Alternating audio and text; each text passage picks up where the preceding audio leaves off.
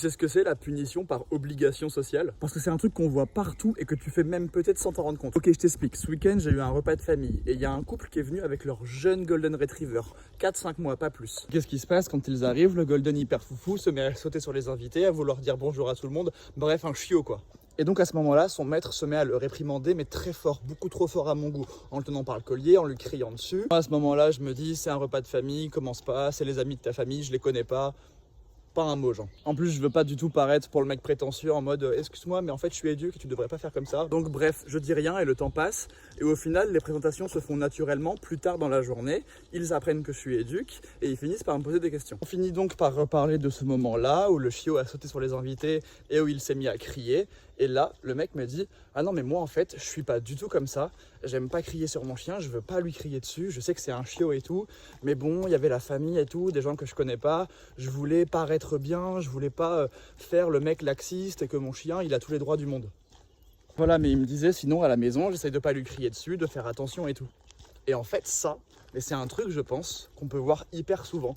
C'est ce que j'appelle la punition par obligation sociale. En fait, t'as pas envie que ton chien il embête les autres, ce qui est très bien, mais quand une erreur se produit et que ton chien finit par embêter quelqu'un, toi tu sais très bien que c'est parce que t'as pas encore pris le temps de lui apprendre, parce que c'est un chiot, parce qu'il est en phase d'apprentissage. Parce que dans la tête de beaucoup de personnes, une éducation bienveillante, cohérente et surtout progressive, où on prend le temps et où on accepte certaines erreurs parce qu'elles font partie de l'apprentissage, ça veut dire être laxiste. Eh bien, on se sent obligé de prendre un raccourci, de sanctionner le chien pour paraître bien en société. Regarde, je vais te donner un autre exemple que je vois hyper souvent. Ton chien, quand il est avec toi et qu'il vient réclamer un peu à la table, tu le sanctionnes pas, il reste là, tu lui donnes de la bouffe, même parfois ça peut arriver, mais en tout cas tu le renvoies jamais au panier, ça te dérange pas que ton chien il soit à côté de toi assis pendant que tu manges. Mais le jour où tu reçois des gens, tu reçois de la famille ou tu reçois des amis et que ton chien il vient faire très naturellement exactement la même chose, c'est-à-dire qu'il se met à la table et qu'il quémande, sauf que là à ce moment-là tu vas le repousser, tu vas lui dire au panier, tu vas lui demander de partir, mais comment tu veux qu'il comprenne? C'est pas cohérent, tu peux pas lui demander ça quand il y a des invités pour paraître bien, alors que toi-même tu le fais pas la plupart du temps.